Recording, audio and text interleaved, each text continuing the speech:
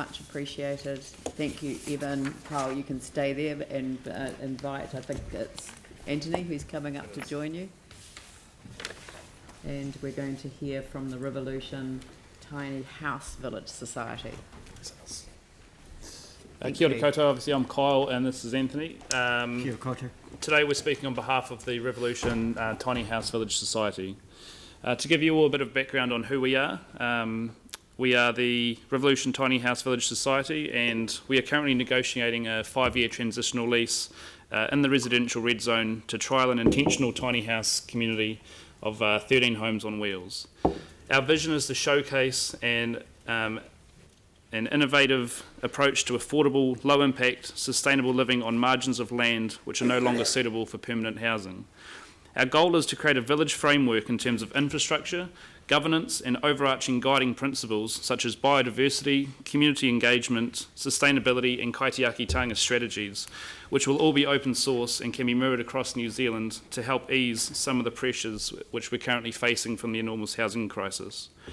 We also have a postgrad University of Canterbury student working alongside us to help develop this framework in the hopes that it will be useful guidance for other transitional projects and other land uses in the red zone to support coherence and integrity across the corridor. Our proposal closely aligns with the Regeneration Plan, which has the objective of establishing a world-leading living laboratory where we learn, experiment and research, testing and creating new ideas and ways of living. However, we have been trying to negotiate a 5-year transitional lease in the red zone for over a year now and are now completely stalled because of the Crown through Linz not being willing to remove a 30 to 180 day exit clause from the transitional lease agreement. For us, this exit clause prevents us from obtaining necessary funding, which relies on a secure 5-year term, and also presents too much risk in terms of the potential for 13 households to be made effectively homeless with almost no notice. Unfortunately, we aren't alone. There are other transitional projects in a similar position, unable to secure finance or unwilling to take on such terms, given the level of effort that goes into creating these projects successfully.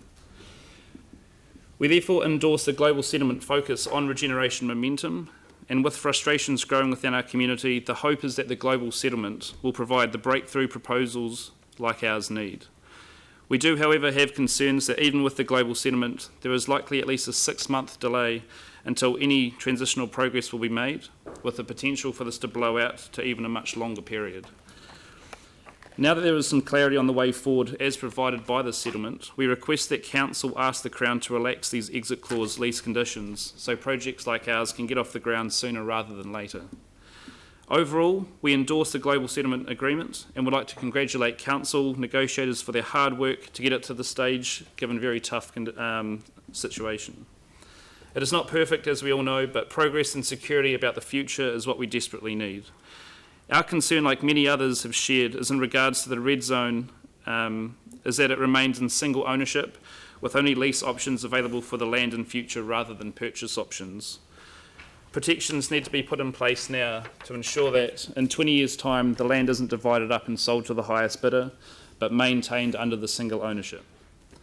Many thanks for all your time. Thank you very much. Glenn? Thank you. Thanks, Kyle. Haley and Evan touched on the subject too about roadblocks, and specifically that clause. Is that the main, aside from everything else, is this the main roadblock? That's pretty much the last barrier we're facing, yeah. Okay. Yeah, so a lot of work's gone on to get it to this stage, and Council's been overall very supportive, but yeah, our main issue now is that exit clause that's preventing us getting funding and obviously everything else unlocking from that. And interim security, obviously. So. And the security, for sure. And there's a lot of other transitional projects which are in the same boat. Given, you could potentially end a proposal with, say, 30 days or even 180 days, it's too much risk for a lot of these community groups to actually put the effort in or to get the funding required. So things are just sitting there waiting. A lot of work's got in to get it to this point, as with a lot of the other projects. And so now it's, we're sort of waiting, when can we actually get out and start making things happen, which I think not only Council but also the community wants to see things take off now. Cool. Thank you.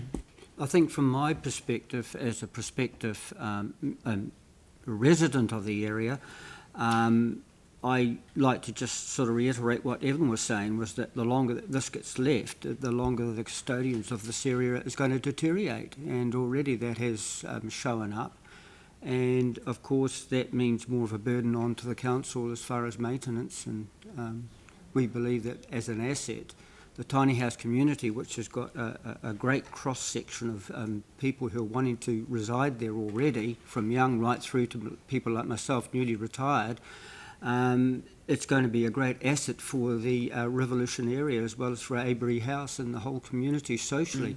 I've worked many years at City Mission as a AOD and social welfare person, and I believe that this is one of the things we need to repopulate the area with healthy environments which actually are committed to the other residents in that area.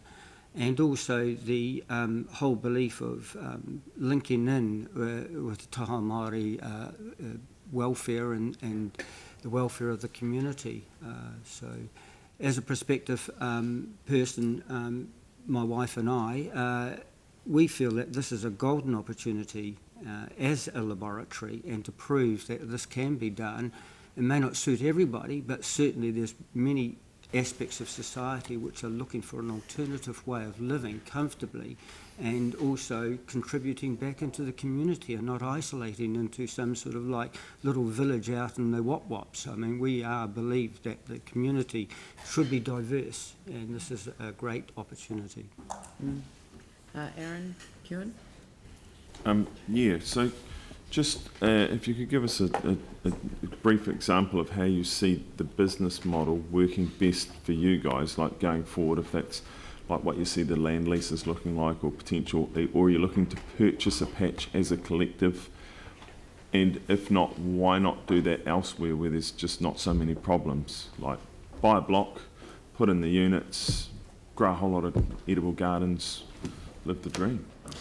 Yeah, it definitely is an option. For us, we see a lot of the opportunity being in the nature of the red zone, being marginal lands, which we're going to have a lot more of, not only in Christchurch, but around New Zealand, where the land is so damaged, whether it be by earthquakes, whether it be by flooding, climate change, where these marginal lands may not be suitable for permanent housing, but they could be suitable for options like tiny houses, which actually sit very lightly on the land, low impact, sustainable. And then in the future, say 20, 50 years' time, where the land is no longer suitable for even that form of housing, the houses can just be moved off. So it's sort of utilising as much then and testing, while we've got this amazing opportunity in the red zone to test out these sort of concepts and ideas, is actually utilising it. And we've got no interest in actually purchasing the land. As mentioned before, we believe it should still stay under single ownership and just on leasehold basis. And for that it works best for our community as well. And sorry, just economically, how much does the lease work to make the project work for you guys? And the other one is, instead of Richmond, because we're trying to get people living in the inner city, did you ever consider inside of Fitzgerald Ave? Not really inside. I'm not sure. I mean, the idea was floated, but I just don't think it fits the nature as well as actually connecting right in with these existing communities. Like, our goal was to connect in and sort of reinvigorate and connect back in with the land, which there's a lot of hurt and a lot of loss, and actually, bring something positive back to these communities and sort of re-engage and provide something which we consider to be an asset to the local community, where we're inviting people back into a space which currently is vacated. What was the other question? Sorry, about the lease, about the money. So how it would work is the lease would include the going rate for the land as well as a rates portion, which would just be paid, I believe, monthly. Yeah. I was interested in that comment in regard to not being more in the central city, and I think what Kyle has just mentioned, and I'd like to reinforce that, the fact that you've already got the Richmond community there in Avery House, which has already been established and who is also starting to heal. It's a great opportunity for us to be an add-on to that and to fortify that, especially with the community gardens, the playground, and also the maintenance of the area, which is regenerating back. So already there's an establishment there which we can dovetail into And in so much as buying land further out in that, again, that defeats the fact that we want to be part of the Christchurch community and support that and be another diverse sector, like you've got the more higher impact building in the city centre itself, and the land value is a lot more expensive there, whereas we're just out on that verge, on the cusp of it, but still supporting an already established community. Yeah. Vicky, just a quick. So just in terms of what would need to happen, we would need to get Lynn's to remove that section that takes you out. Correct, yeah, the exit Yep. clause. I mean, there's still, as part of the lease, will be for breach of lease. So if, say, we did something which completely went against what the Crown or Council wanted, then there's obviously still that part of any lease agreement. But for the exit clause itself stands that if there's any future long-term use that wants to use that space, which we can't foresee anyway, so we can't understand why it's still there.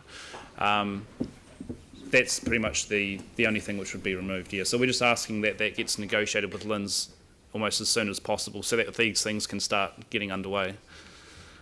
Cool. Thank you. We will continue trying. Cool. Thanks very much for your time. And Great. Thank you.